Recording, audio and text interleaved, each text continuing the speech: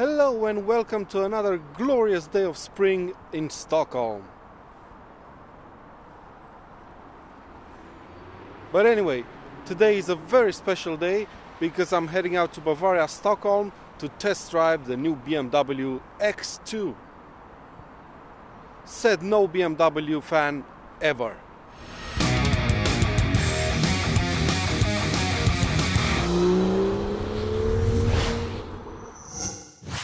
So let's do this!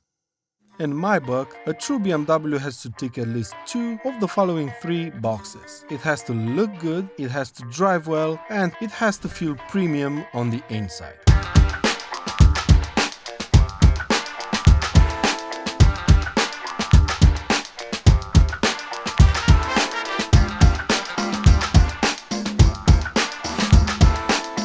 And even though I think you can guess my opinion on this car, I'm gonna try for once to be objective and give this car a chance.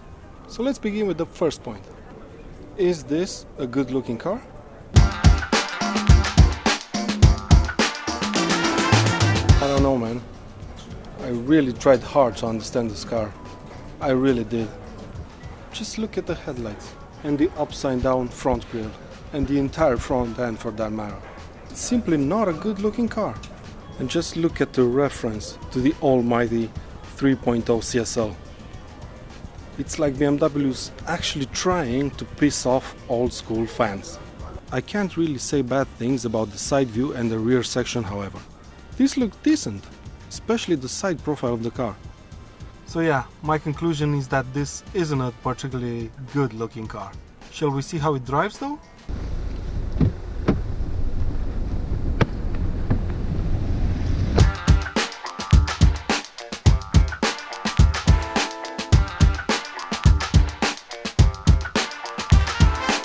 After reading the initial reviews of this car, I was expecting a very firm ride, but that's simply not the case. It's actually quite a comfortable car, and unlike the Series 2 Active Tourer, it's also quite refined. The steering is good, it's pretty precise, but I didn't feel much of a change in weight when switching the car between driving modes. The X2 I'm driving is the xDrive 20D variant. It has a 2-liter diesel unit under the bonnet and drive goes to all four wheels thanks to BMW's xDrive system. The engine is powerful, smooth, and coupled to this absolutely fantastic ZF transmission, it's also pretty economical. The xDrive system gives you plenty of grip off the line, especially in the snow, and it's basically the way to go if you want to put the power down as efficiently as possible. But for some reason that I can't really seem to understand, the BMW X2 suffers from quite a lot of understeer, something I've rarely felt in a BMW before. It doesn't matter if it's a slow speed corner or a high speed one, the X2 will start to understeer as soon as you touch the throttle.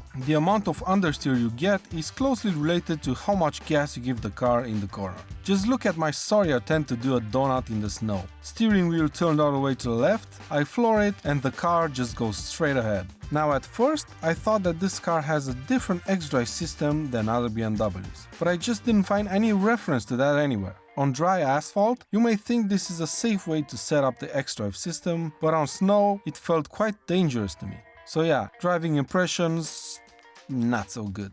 And that brings us to point 3 on my list. The interior. I actually like the interior of this car quite a lot. There's quality materials everywhere, the seats are excellent, you can sit quite low in the car if you want to, and the ambient lighting that resembles the one you get on a 5 Series really does add a lot to the premium feel of the inside. It's quite spacious, but I personally wouldn't try to sit more than 4 people in the car, because due to the roofline of the new X2, headroom in the back is a bit limited. But this is a small car anyway, so it's not really surprising. The boot capacity is decent at 470 liters, it's almost the same as a Mercedes-Benz GLA and quite a lot more than an Audi Q3. It is, however, smaller than that of an X1. Now obviously the cars I've sat in during this launch event are fully loaded, so I haven't really seen a lower spec one to get the feel of the lower end materials, but I have to give the interior a big thumbs up. I like it. I like it a lot actually.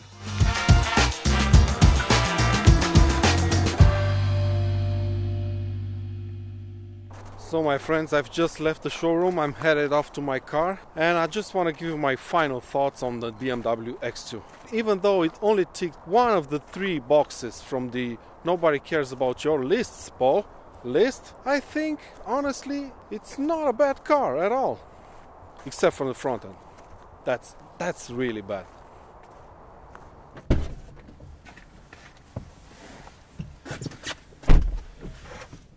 Now let me be crystal clear here. I'm not one of those old school BMW fans that just want them to build rear-wheel driven sedans, Tourings and M cars just to please some of us.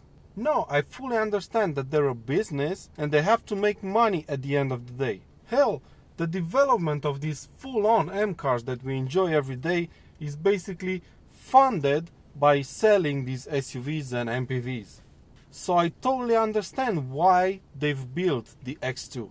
This kind of a vehicle, a funky and cool looking city crossover, is basically a cash cow nowadays. And if I'm not mistaken, up until this point, only BMW and Mercedes haven't milked this cash cow yet. So I totally understand BMW's need for such a car. But I was expecting them to do it differently and not to follow the same recipe as the other car manufacturers. I mean, M cars aren't the only proper BMWs out there. Take for example the X5 and the X6. They're basically two huge SUVs, but they feel like and they drive like proper BMWs. But unfortunately, this BMW X2 doesn't. And make no mistake about it, this is a really, really good car, but it's not a BMW. Even though it has those stupid badges on the C-pillars. My God. So there you go, this is my honest opinion of the new BMW X2. But let me know your thoughts on the car in the comment section below. I'm really curious to find out what you think about it. If you enjoyed this video, please give it a thumbs up and subscribe to Cartoon for lots more content to come. And until next time, take good care of yourselves, my friends, and I'll see you tomorrow, actually.